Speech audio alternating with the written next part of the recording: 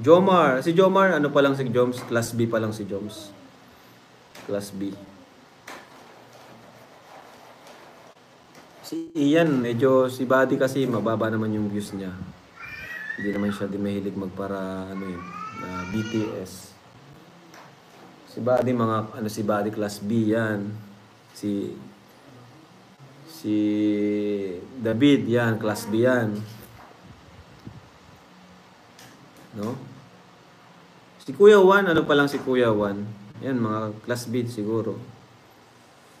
'Di ba? Ay, si Kuya Bobby, ano yan? B+. B+ si Kuya Bob. Si Kuya Jens, class A to. Malakas ito si Kuya Jens. Pero iba naman kasi sa reactor, medyo mababa talaga ang bigayan sa reactors kasi kadalasan naman diyan kadalasan naman diyan nag-skip ng ads, no? Unlike sa mga kagaya ng mga charity talaga ni Edu, may mga palipad pa. Pero si Eds, sabi ni Mama, laki daw na binibigay ni Eds.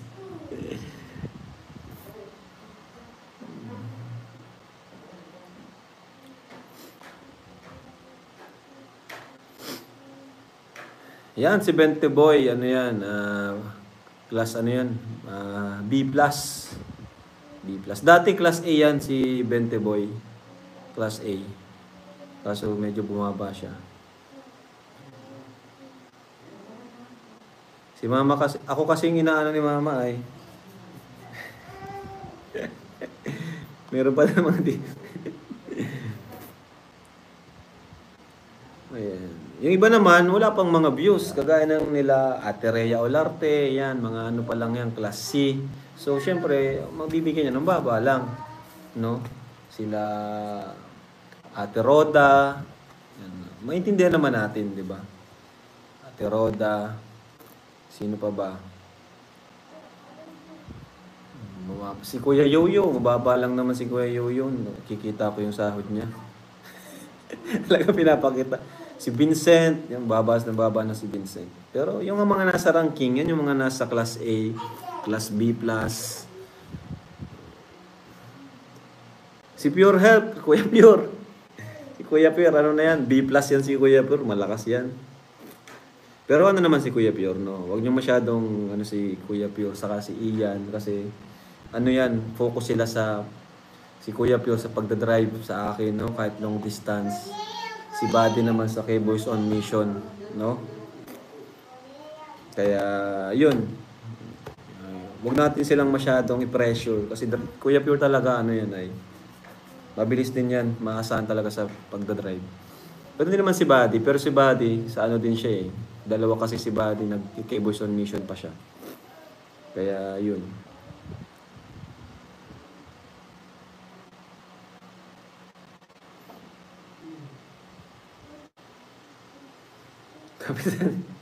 Kapitan Jens, galaw-galaw. Nagbibigay po yan si Kuya Jens. Nagbibigay si Kuya Jens. Sinabi sa akin ni Mama. Bibigay po yan si Kuya Jens.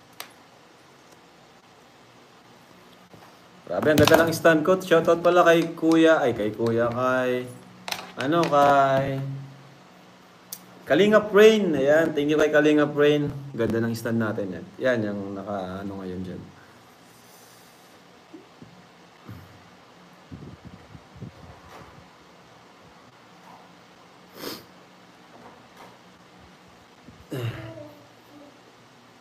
Si Carla obligado rin po magbigay sa landing pad. Oo naman po.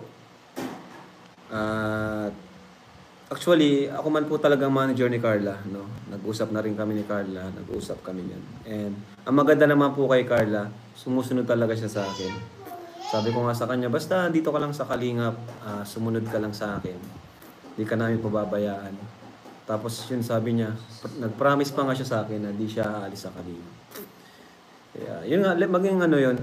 Magaling naman po si Carla, sumusunod siya kahit nagsusorry nga siya sa akin kasi minsan affected siya sa mga bashers. Pero ang maganda kay Carla, siya ay natututo, no? And open siya sa mga nag-a-advise sa kanya. 'Di ba? Kaya, ayun. Basta, ano lang talaga, sumunod lang, you know? Kasi, kagaya nun. Yung iba kasi, kagaya nung umalis na isa, kahit nakausap ko, nagbigay akong advice sa kanya, pero wala po talaga. Hindi po talaga siya sumunod sa akin. No? At, no, si M, yan. Pero wag niyo na pong gumawa ng reaction video. Pero yun nga, talagang grabe ang ano ko dyan. Bago pa mga first vlog, second vlog, kinakausap ko na yun na huwag kang masyadong ma-attach sa sponsor. At pag may nagbigay sa'yo, i-report mo lang sa akin. Okay lang na ikaw yung tumatanggap. Basta pag may nagbigay, report mo sa akin. Pero yun nga, hanggat maaari, huwag tayong tumanggap sa sponsor. Ipadaan pa rin sa akin, sa K-Boys o kanino man. Or kung andyan na, kung nagbigay na sa'yo, report lang. Report lang sa akin. Diba? Para yung tiwala ko ay hindi mawala. So, yun yung nangyari. Ang dami kong advice talaga. Kaso, yun, hindi talaga siya sumunod.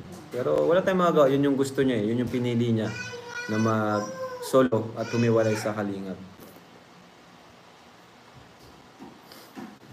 Kaya yun yung nangyari. Medyo napahamak siya dun sa mga sponsors. Yun na nga, nangyari. Nangyari na nga. Kasi yung mga karamihan sa naging sponsor niya, nakaaway siya. Yung mga reactors niya, nakaaway siya. Hanggang sa yun. Pero choice niya po yun. No? Tapos na po, wala na po tayong magagawa. And yun ang ayaw kong mangyari kay Carla na magkaroon siya ng issue sa sponsor, magkaroon siyang kaaway. Kasi pera lang yan. Huwag nating yung pera. Mas importante yung reputasyon natin. Yung tiwala namin, ng mga kasamahan natin. Mas importante yun kaysa sa pera na yan. No? Huwag tayong papasilaw sa pera. 'Di ba? Tingnan mo si Carla, sumunod siya sa akin. No? Slowly but surely. Tingnan mo hanggang ngayon, paangat pa rin siya, paangat. Mabagal pero paangat ng paangat. Pero kasing iba gusto, angat agad. Anong nangyari? Bumabagsak. Kumbaga hindi sila makapaghintay. Hindi sila makapaghintay sa ano? Daddy! Opo.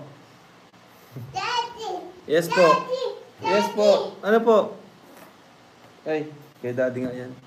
Kumbaga, di sila makapaghintay. Gusto nila, bigla ang angat agad. So, nangyari, uy, wag yan. Diyan muna, Jemen. Nangyari, bumabagsak din kaagad. No? Kaya, proud din ako kay, proud din talaga ako kay Carla. Kasi napaka-bait ni Carla.